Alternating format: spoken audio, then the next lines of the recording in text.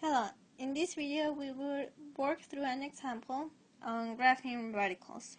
So let's say that we had 5x minus 5 over 10x minus 5.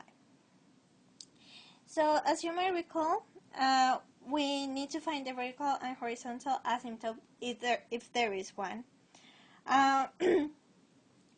In something I forgot to mention in the last video is that for the vertical asymptote,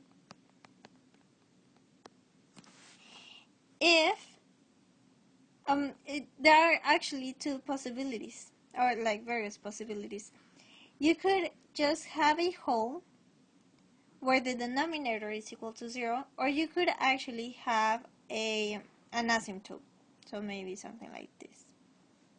Just almost like any way possible. And so here you would have an asymptote. And so that's why you need to check the behavior close to the value where the function is undefined. If the values start to grow very big, then you know that there is an asymptote. If they start to approach a given value, then you know that there is a whole. So in this case, let's first just find the X intercept and the Y intercept, so you kind of already have an idea of how this will look in a graph. So to find the X intercept, we just want to find when y is equal to 0, so that's when our numerator is equal to 0. And to find the y-intercept, we just substitute 0 for x. So let's first find the x-intercept. So we want to find the 0 of the numerator. So we just add 5 to both sides. We get 5x is equal to 5. Divide both sides by 5 and you get x is equal to 1. So this is our x-intercept.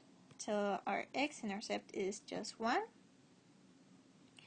And our y-intercept, well, we plug in 0 for x, and we have 5x minus 5 over 10x minus 5. We plug in 0.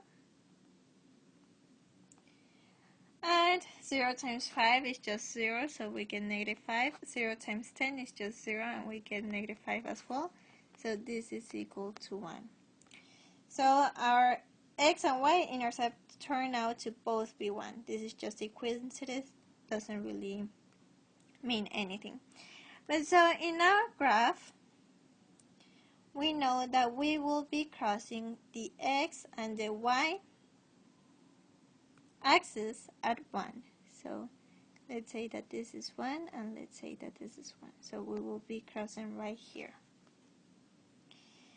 And now, the most important part, we want to find the asymptote. So to find the vertical asymptote, as I mentioned in the previous video, you must first find when f of x is undefined, which is when the denominator is equal to 0.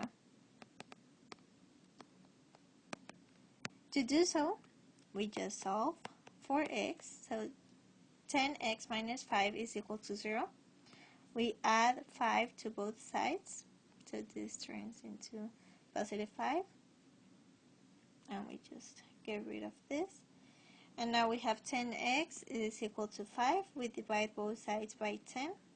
Divide by 10. And you get x is equal to a half, because 5 over 10 is just a half.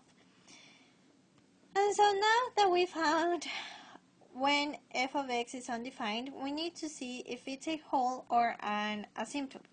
So to do so, we need to check values close to a half. So let's try the value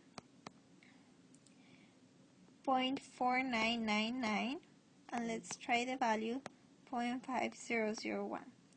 So if you plug in these two values for x, you would get that f of 0.4999 is 2500.5. Just plug that into your calculator. So if it's not very clear, you just do 5 times 0.4999 minus 5 over 10 times 0.4999 minus 5. So that's the way you do it. And now we do the same thing but for 0.5001, and you get that this is equal to negative 2499.5.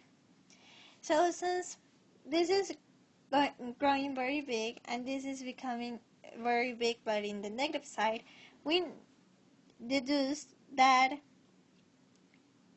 this is actually an asymptote because they don't approach any given value, and this goes to infinity and this one goes to negative infinity. So we just found our asymptote, our vertical asymptote at 0.5, so it must be right there.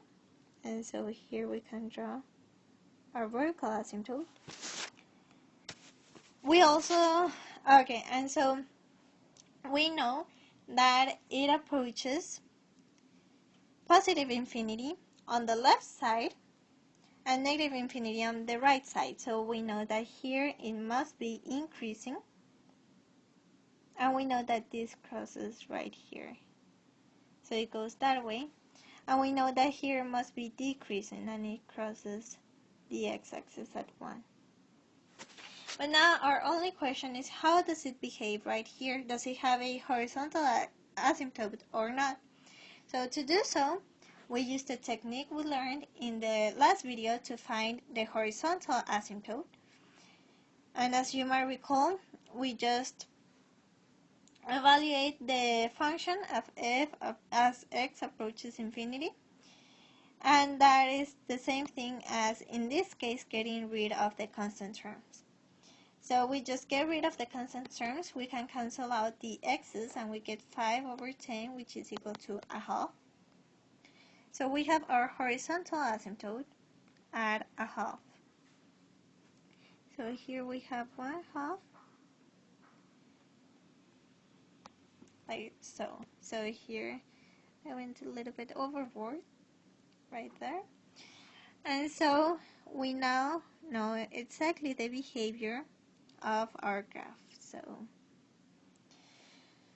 this should be our graph for 5x minus 5 over 10x minus 5. And let's see if it's actually right. So I plotted the function in a website called Graph Sketch, and here this line right here just means that it's an asymptote, this continuous line, so kind of ignore it. And so we see that we actually get exactly the same thing. We cross here at 1 in both sides, in x and y axis, and we have our asymptote at 0.5, our horizontal asymptote, and also our vertical asymptote at 0.5.